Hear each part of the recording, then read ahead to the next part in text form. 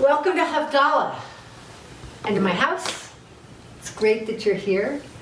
So Havdalah is the separation between the Sabbath and the rest of the week.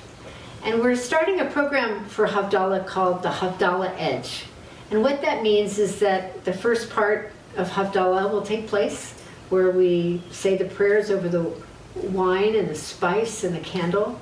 And then we'll have a conversation with someone on a current topic, possibly edgy, just giving you a heads up. And I hope that you enjoyed this programming.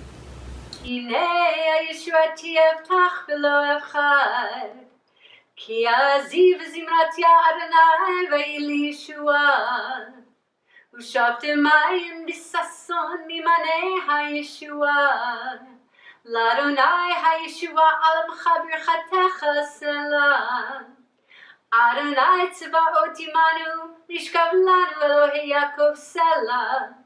Adonai tzvaot ashrei adam boteach bach. Adonai Hoshia, HaMelech yanenu v'yom kareinu. LaYehudim hayta ora v'simcha v'sason ikar.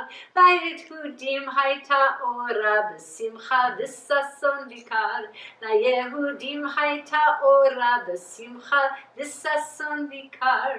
Ken teyeh lanu kos yeshuot esav v'shem Adonai ekra.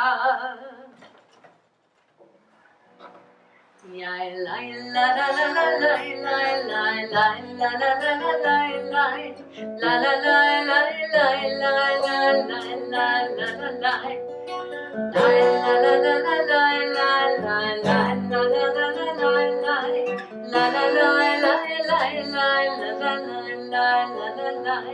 Baruch atah Adonai Eloheinu melech haolam borei pari hagafen borei pari hagafen l'chaim.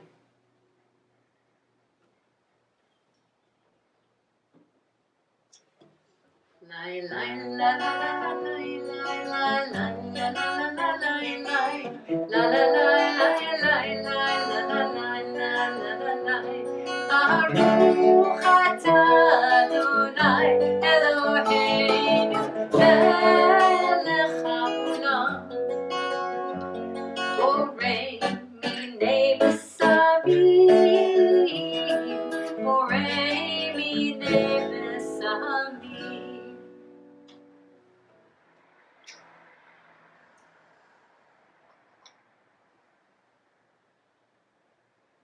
Ya la la la la la la la la la la la la la.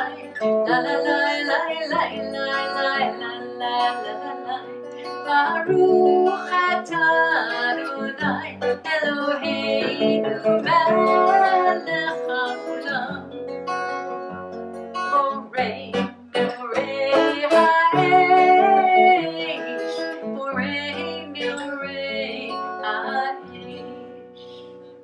Capture our fingernails. Okay.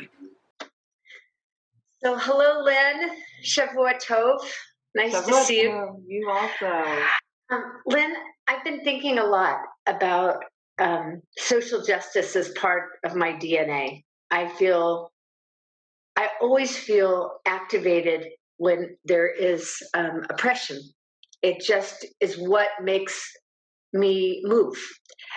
And it came from going to summer camp as a kid, going to Jewish summer camp, being inspired by heroes who were activists. And I was so moved by them, and that has informed my life. So I guess I want to ask you a little bit about your background, because you are an activist, and Congregation Beth Shalom has the opportunity of getting to know you just in this little clip right now. So tell us a little bit where you were born and raised, and what do you think has informed you to be you? Wow, and you should know that I'm very, very private about my background, so I don't share it a lot, but I will tell you. So I will I was born an Army brat, Fort Monmouth, New Jersey. My father was serving during the Vietnam War, towards the end of the Vietnam War, and we moved all around kind of that New York, New Jersey area, and we landed in Pennsylvania. And I lived there off and on throughout my childhood. My parents divorced. So I was between New Jersey and Pennsylvania growing up. My mom, I think, informed my justice advocacy more than anything. So I think that to be an advocate, you have to have some kind of experience where you feel like justice wasn't served. My mom was brilliant. She wrote her thesis on the plight of the Negro man. So she was a civil rights activist in a quiet way. She wrote a lot. She showed up for things. She was more of an environmentalist, but she actually connected that for me at a very young age, the environmental injustice and Black injustice.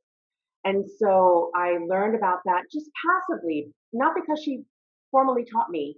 My father was more on the business side. He's, on the medical side. So, he engaged in conversation, but not a whole lot. He was more, the political conversation. So I didn't go to Jewish camp a lot as a child, although I was very active in BBG, and which for those of you who don't know is B'nai B'rith, BBYO. And I was a president for a couple of years. And then we also had, when I was about 6, we had a summer, there was a program in the New York metropolitan area where children, and this is a little bit scary to think about today because it has a lot to do with assimilation, but children from the inner city were sent to the suburbs to live with typically, not always, but typically a white family. And we were one of those white families. And my summer sister was Cynthia Robinson, and she was a little Black girl. And so we learned a lot. Our families interacted. And I think that informed me a lot. By doing all of that as a child, it informed me. Wow. Oh, one more thing. And I started out by saying, I think you have had to have experienced an injustice.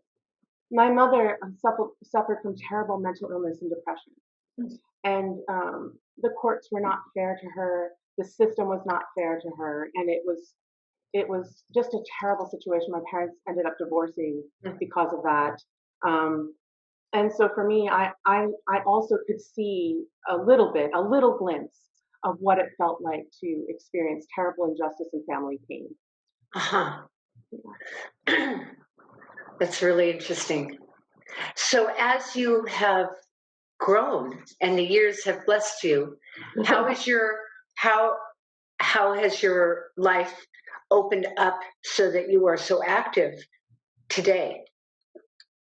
So one of the things that I'll start with this is that I wasn't active because I got married to a Black man and have Black children. So I'm going to start there because I think that's a misnomer. I think that I was active long before. I was an activist in high school during the apartheid movement, right? So and that was all about Black justice. And so I think I transitioned from that to really trying to learn and kind of draw on my mom's civil rights teachings and say, okay, what's this all about? And that took me to lots of different places, including living in Newark, New Jersey, in a rooming house where I was the little lamb that walked through the streets unknowing. And people in my rooming house were all African American, all very oppressed, everything you can think of, and they all took care of me. And it was just this moment in hindsight. I didn't know it at the time. You're 17, you're 18, you don't know. But then now in hindsight, I realized, wow, these people got me through the shooting I was shot at. I had no idea what it was. I didn't know what it was. What are these flying by me? Right. Yes. And so I think that was when I got involved in Big Brother, Big Sister, and really that just took me in a different direction. Mm-hmm. Tell us a little bit about that, Big Brother, Big Sister. A Big Brother, Big Sister is kind of a mentor agency where they connect any mentor who's typically in college, maybe post-college, and with children who, in some cases, have intact families, but they're just, in poverty.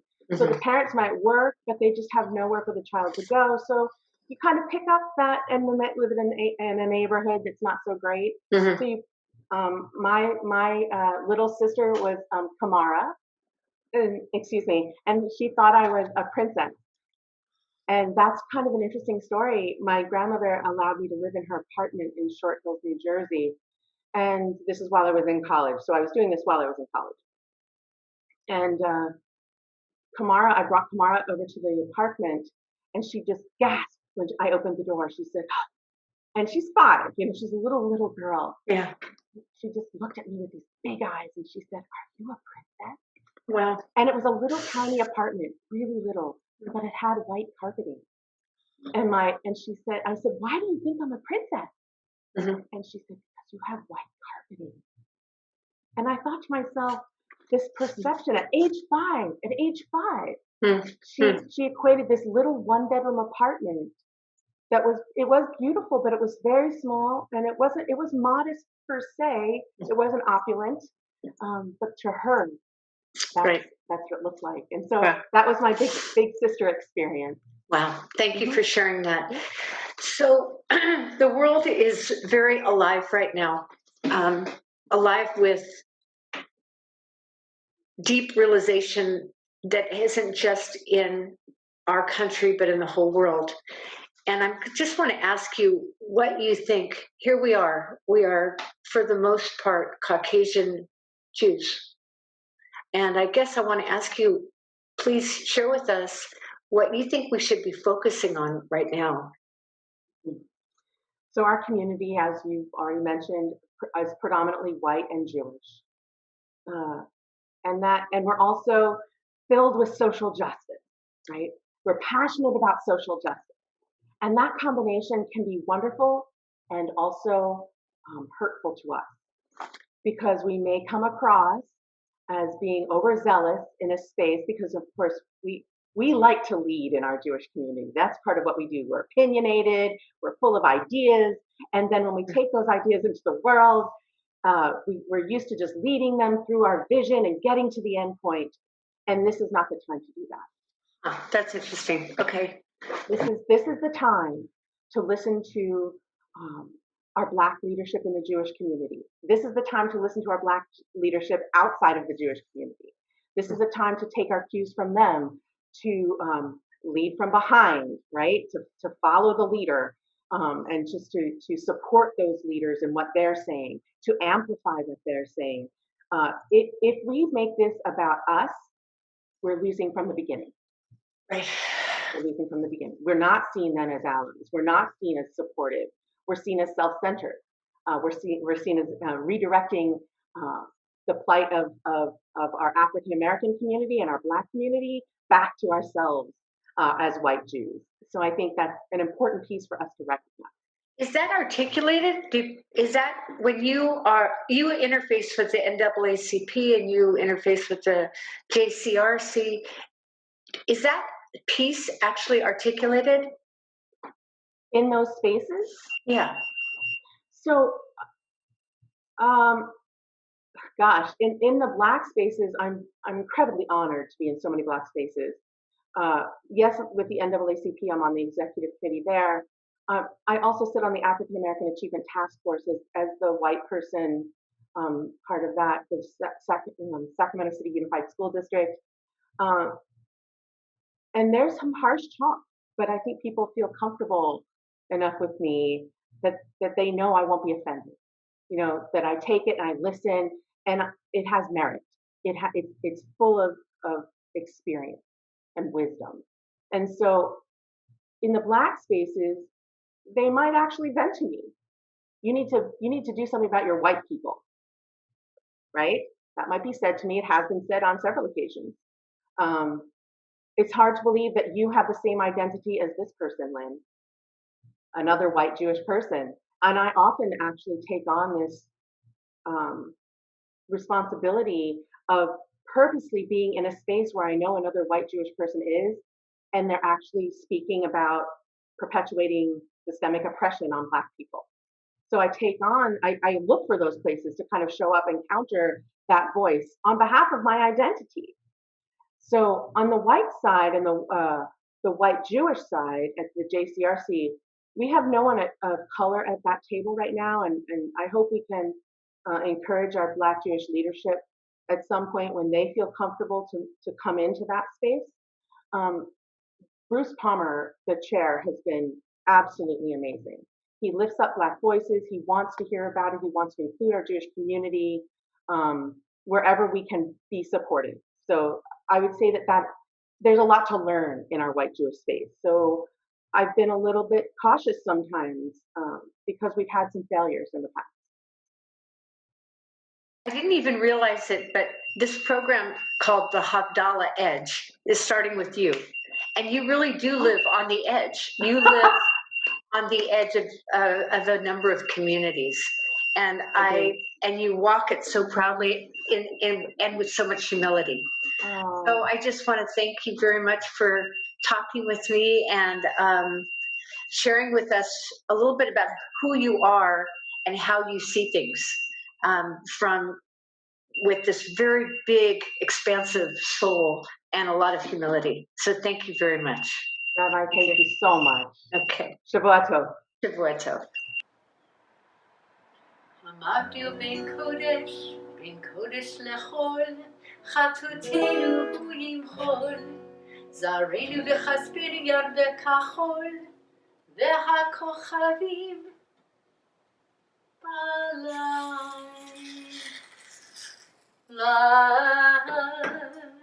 שבוע טוב, שבוע טוב, שבוע טוב, שבוע טוב, שבוע טוב, שבוע טוב, שבוע טוב, שבוע טוב. A good week, a week of peace, make gladness reign and joy increase. A good week, a week of peace, make gladness reign and joy increase. Eliyahu Hanavi, Eliyahu Hatishbi, Eliyahu.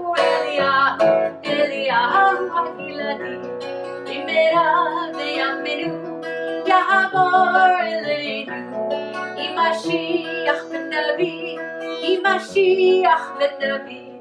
מרים הנביאה עוז וזמרה בידה, מרים תרקוד איתנו לתגל את העולם, מרים תרקוד איתנו לתגל את העולם.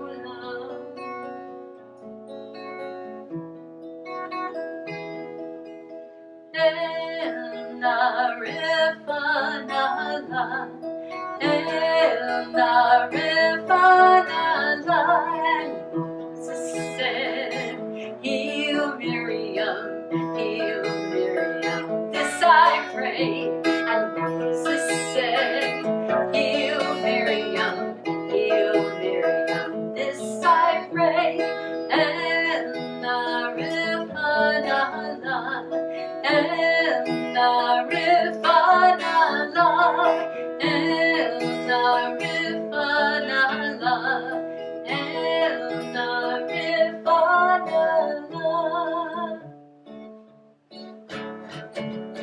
Everybody loves Saturday night. Everybody loves Saturday night. Everybody, everybody, everybody, everybody, everybody.